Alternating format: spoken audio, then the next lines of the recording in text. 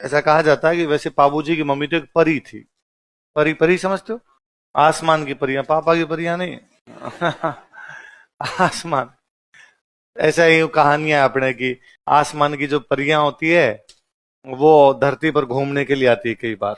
और उनके साथ ये होता है कि धरती पर उनको कोई देखना नहीं चाहिए। यदि कोई धरती पर उनको देख लेगा तो उनकी शक्तियां समाप्त हो जाएगी, फिर वो वापस से नहीं जा पाएगी। तो ऐसी एक बार कोई एक परी, एक कोई अप्सरा धरती पर घूमने के लिए उतरी। गलती से उसका हेलीकॉप्टर लैंड कर गया मारवाड़ में। जाना तो बेचारी को भली जगह ही होगा कहीं पे। यहाँ उतरी, गर्मी थी। जहां पर वो उतरी वहां पर कहते हैं एक तालाब था, तो उसे लगा गर्मी पड़ रही, मैं तालाब में नहा लेती हूँ। तो तालाब में नहाने के लिए चली गई। धांधल जी उस रात्रि को अपना घोड़ा लेके कहीं पर जा रहे थे, तो रास्ते के अंदर उनको लगा कि यार घोड़े को पानी पिला लेते हैं। तो उनको पता था यहाँ पे तालाब है, तो उस तालाब की तरफ चले गए। पर जैसे तालाब के नजदीक गए, उन्होंने देखा कि एक महिला तालाब में नहा रही है। तो धांधल जी तो स्टेच्यू ही हो गए वहां पर। उस महिला ने, उस परी ने देखा कि कोई व्यक्ति देख रहा है, तो उसने कहा कि अरे मिस्टर, तुम जो कोई भी हो, धांधली कर रहे हो।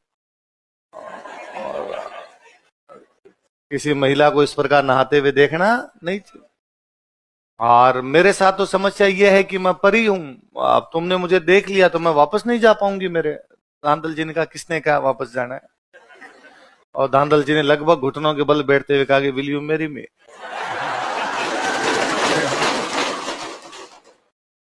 परी ने कहा, दो शर्तें हैं। डन, बताओ क्या है? एक तो है कि मेरे से शादी के बाद मेरा महल अलग होना चाहिए, पक्का। दूसरा, उस महल में बिना मेरी परमिशन के किसी की एंट्री नहीं होगी, पक्का। परी से शादी की धांधल जी ने, उसके लिए अलग एक महल बनवाया गया। उससे बिना पूछे कोई उस महल में नहीं जाता था। समय अंतराल पर एक बेटा हुआ, बेटे का नाम रखा गया पाबू। क्या नाम रखा गया? तो पाबू जी बेहद हैंडसम थे। अपने लोक देवता हुए उनमें सबसे सुंदर कोई लोक देवता हुए तो कौन हुए? मम्मी पे चले गए। धांधल जी पे जाते तब तो क्या ही फूट रहे हुए होते। मारवाड़ का आदमी डाकी टाइप का ही होता है। मम्मी परी थी। धांधल जी को एक दिन लगा कि पर यार ऐसा क्या है कि बिना परमिशन के नहीं आना। एक दिन धांधल जी बिना परमिशन के चले गए। उन्होंने जाके देखा कि वहां पे परी है ही नहीं। वहां पर एक शेरनी है और पाबू उसका दूध पी रहे हैं। उन्होंने कहा, ये क्या कोतक है? शेरनी ने जैसे ही वापस धांधल जी को देखा, वो परी बनी और उसने कहा, इसी दिन के लिए मैंने मना किया था। मेरे पास ये ताकत है कि मैं अपना रूप बदल सकती हूँ। पर तुमने एग्रीमेंट तोड़ा है, इसलिए मैं अब यहाँ नहीं रहूंगी। इस बच्चे को तुम रखो अब। और कहते हैं वो परी यहाँ से चली गई।